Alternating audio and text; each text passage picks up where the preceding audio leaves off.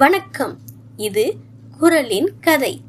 சின்ன சின்ன கதைகள், பெரிய பெரிய உணர்வுகள். இந்த கதையில் வரும் பெயர்கள் அனைத்தும் கற்பனையே.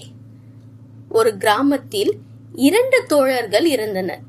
ஒருவன் பெயர் மணி, மற்றவன் பெயர் சோமு. ஒரு நாள் இருவரும் அருகில் உள்ள கிராமத்து சந்தைக்கு செல்லும் பொழுது மழை பெய்ய தொடங்கியது. முழுமையாக நனைந்தனர். மணி சொன்னான், டேய் சோமு, நனைந்த ஆடையோடு நடந்தா சளி பிடிக்கும். இதோ மரக்கிளையில் ஆடைகளை உலர வைப்போம். நாம் கொஞ்சம் நேரம் அப்படியே நிற்போம். சோமு கேட்டான், மழை பெஞ்சுகிட்டு இருக்குடா, அப்புறம் எப்படி ஆடையை உலர வைக்க முடியும்? அதற்கு மணி சிரித்த முகத்துடன், அதற்கு நான் ஒரு ஐடியா பண்ணிட்டேன். நான் என்னோட வண்ண கொடைய அதற்கு மேல பிடிச்சுக்கிட்டு நிற்பேன் என்றான். சோமு உடனே, ஆமாண்டா, நீ செம புத்திசாலி என்று பாராட்டிவிட்டு இருவரும் மழையில் நனைந்தபடி ஆடைக்கு குடை பிடித்து நின்றனர்.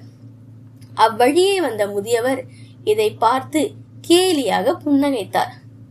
இதிலிருந்து நாம் கற்றுக்கொள்ளலாம், அறிவு என்பது வெறும் யோசனை மட்டும் இல்லை, அதை சரியாக பயன்படுத்துவதிலும் இருக்கின்றது. இந்த கதை உங்களுக்கு பிடித்திருந்தால் பகிருங்கள். குறளின் கதை சேனலை சப்ஸ்கிரைப் பண்ணுங்கள். மீண்டும் சந்திப்போம் குறளின் கதையில்.